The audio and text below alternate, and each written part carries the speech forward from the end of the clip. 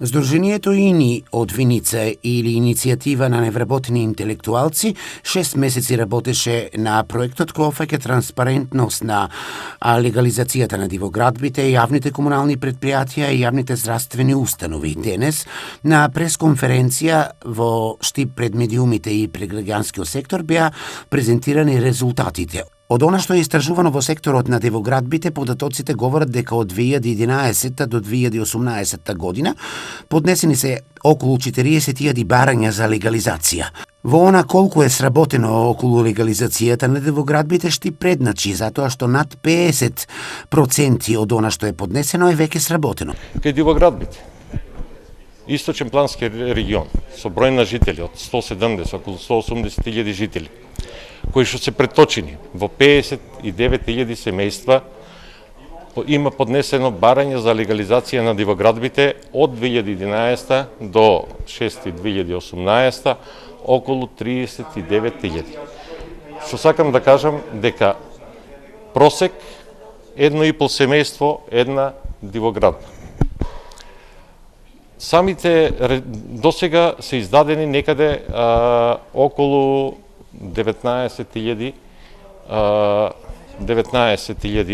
сега не знам точен број, околу 19.000 решенија или вкупно на регионот 45,45.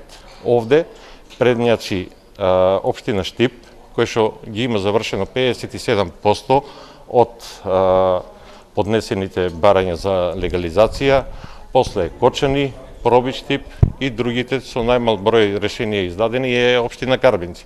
Истражувањето има за цел да се допре до законодавството и до институциите работата околу легализацијата да биде целосно завршена. Ако имаме скоро 40.000 дивоградби, ако тие 40 поднесени барања за легализација на дивоградбите имат по 50 метра квадрат за легализација, кои што одат по евро од квадрат и така натаму, значи тоа преточено во бројки е 2 милиона метри квадратни.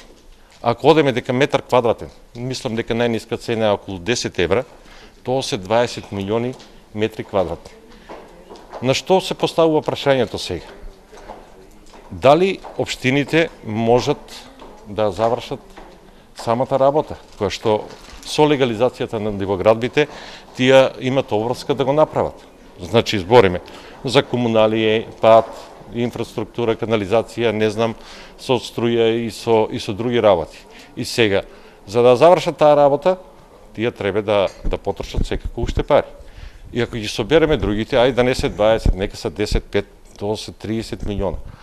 Нон-стоп на збориме, немаат канализација, луѓето немаат вода, немаат она, али зошто и до кога во државата ќе плаќаат само нешто легално си работат? Истражувањата на ИНИ ќе бидат и публикувани се со цел да можат сите овие податоци да бидат достапни за широката јавност.